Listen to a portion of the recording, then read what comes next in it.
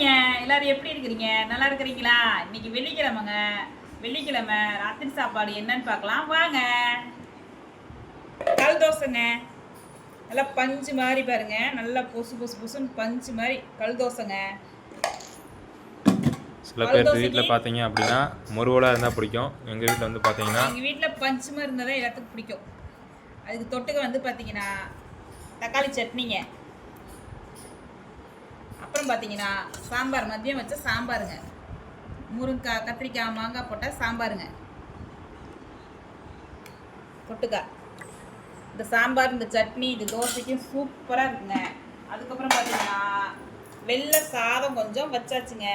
வெள்ளை சாப்பாடும் கொஞ்சம் வச்சாச்சு. ஏன்னா ஆளுக்கு 2 தோசை, கொஞ்சம் வெள்ளை சாப்பாடு. ரசம் இருக்குதுங்க. ரசம் இருக்குப்பா, ரசத்துக்கானா ரசம் இருக்குதுங்க. ரசம் வச்சு சாப்பிட்டுக்கலாம் அந்த சாப்பாட்டுக்கு. இன்னைக்கு ராத்திரி சாப்பாடு இதுதாங்க. எப்படி இருக்குன்னு சொல்லுங்கள். லைக் பண்ணுங்கள், ஷேர் பண்ணுங்கள், சப்ஸ்கிரைப் பண்ணுங்கள். வாங்க எல்லாரும் நம்ம வீட்டுக்கு சந்தோஷமாக சாப்பிட்லாங்க. ஹெல்த்தியாக சாப்பிடுங்க. வந்துட்டேங்க சொல்ல. பாய்ங்க.